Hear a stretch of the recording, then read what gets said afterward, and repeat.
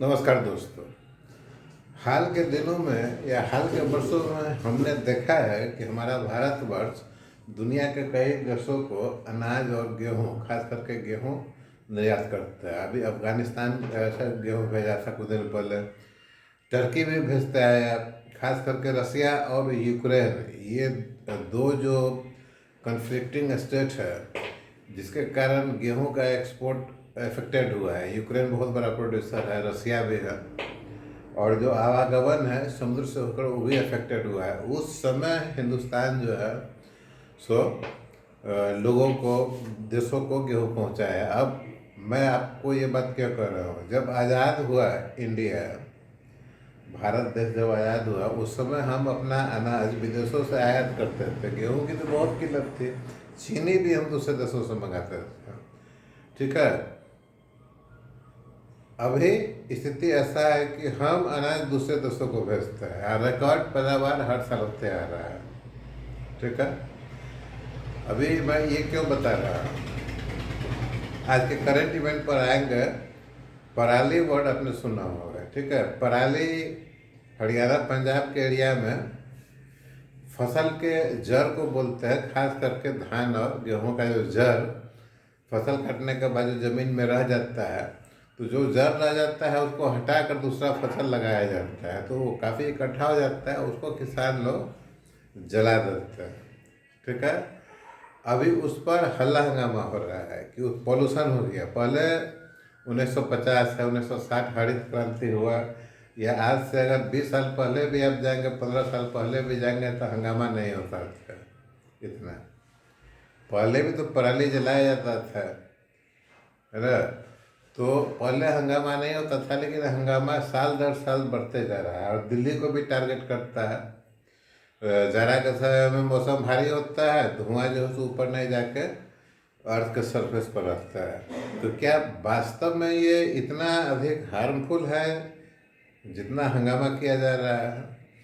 क्या दुनिया के और देशों में, खास करके यूरोपियन कंट्री है, उसमें पराली को डिस्पोज करने का तरीका जलाने के अलावा जो है सो अधिक बेहतर है, या जलाया जाता है या रिसाइकिल किया जाता है?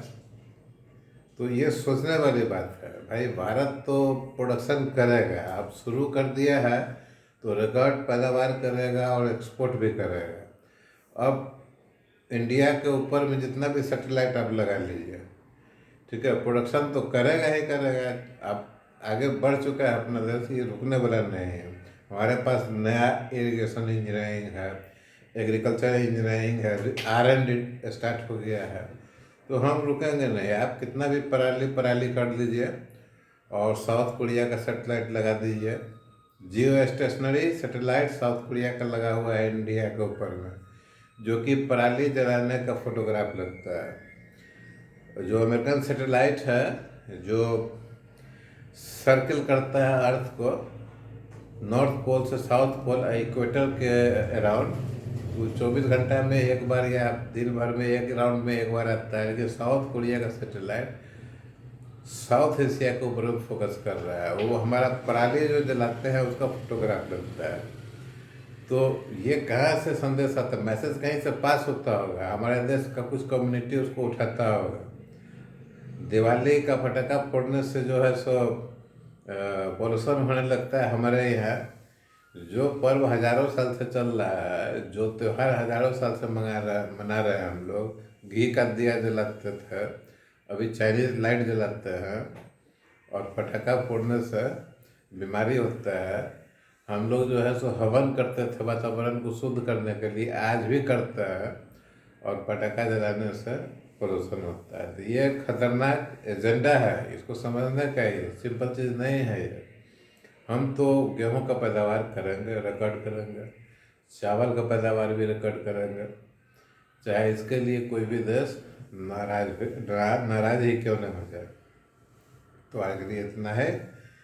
सुबह सुबह का समय सैर के लिए जाइए, और पराली जलाने का, पराली का धुआं और जो मिस्ट है उसका मजा लीजिए।